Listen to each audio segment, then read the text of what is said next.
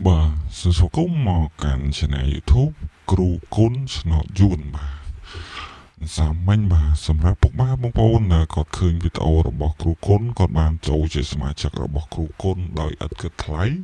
គឺពុំមានការបង់ថ្លៃសេវាឬក៏បង់ថ្លៃប្រាក់អីទេបាទការចូលជាសមាជិករបស់លោកគ្រូគុណបាទពុកម៉ែបងប្អូនចូលជាសមាជិករបស់លោកគ្រូសាមញ្ញបាន4ដល់20នាក់ដែរ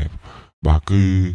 គាត់ឃើញវីដេអូរបស់លោកគ្រូហើយគាត់បានធ្វើតាមលក្ខខណ្ឌរបស់លោកគ្រូទាញគាត់ចូលជាសមាជិកបាទលោកគ្រូឲ្យក្រប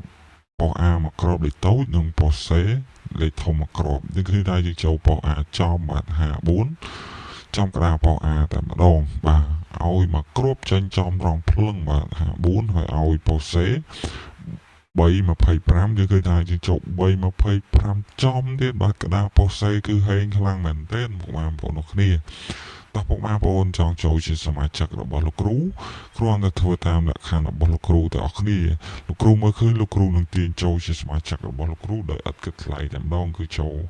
ដោយពុំមានការបង់ថ្លៃសេវាឬក៏បង់ថ្លៃប្រាក់ទេបាទគ្រាន់តែធ្វើតាមលក្ខខណ្ឌរបស់លោកគ្រូដែលលោកគ្រូរៀបរាប់ដូចទៅបាទ